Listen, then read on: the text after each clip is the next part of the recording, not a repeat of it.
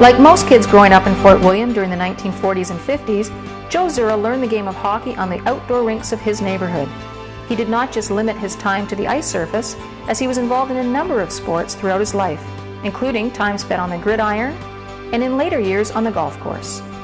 It was in the sport of hockey, however, that he would dedicate a great deal of his time and talents. Spending his junior years as a center ice performer with the Fort William Columbus Canadians, he made his presence known in his very first season. His accurate shot netted him 27 goals, and his unselfish playing style earned him 36 assists, claiming the league scoring title and Rookie of the Year honors. During his 3 years with the club, they won as many district titles, and in his final season he reclaimed the scoring title with 13 goals and 27 assists. Given his success as a junior, it was a little surprise when the parent Montreal Canadiens signed him to a contract. Lacing up for the Montreal Royals of the Eastern Professional Hockey League for the 1959-60 season, his first challenge was not so much the other players, but a bit of bad luck. Taking a shot on net in a game in the Montreal Forum, his efforts not only earned him his first professional goal, but unfortunately a broken collarbone. His resilient nature had him back on the ice and onto the scoring charts with Ottawa Hull and the North Bay Trappers before making the jump to the American Hockey League. With the Cleveland Barons from 1962 to 67, he proved himself a top offensive threat.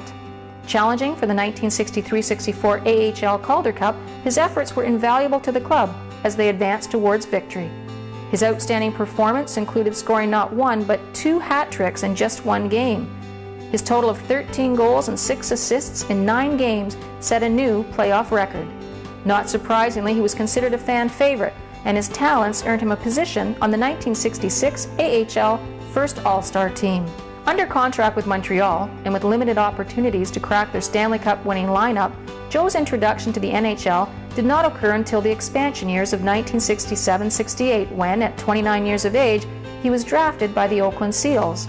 Spending some time in the AHL with Buffalo that first season, his talents were fully utilized by the Seals in his second, with his 21 points helping the club move from last place to second and earning a playoff spot.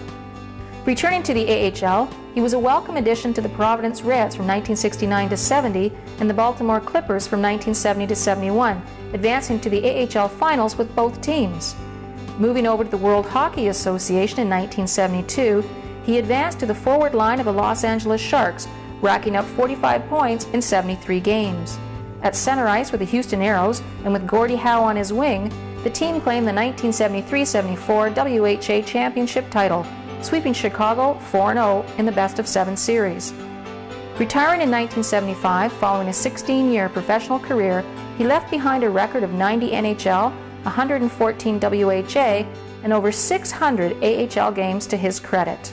Upon his return to Thunder Bay, Joe became involved in his community, serving time as a coach with the Elks and working for many years in the city's Parks and Recreation Division. Passing away in October of 2006, this outstanding athlete leaves behind a legacy of success and admiration from all who had the opportunity to know him and to see him play the game he loved so much.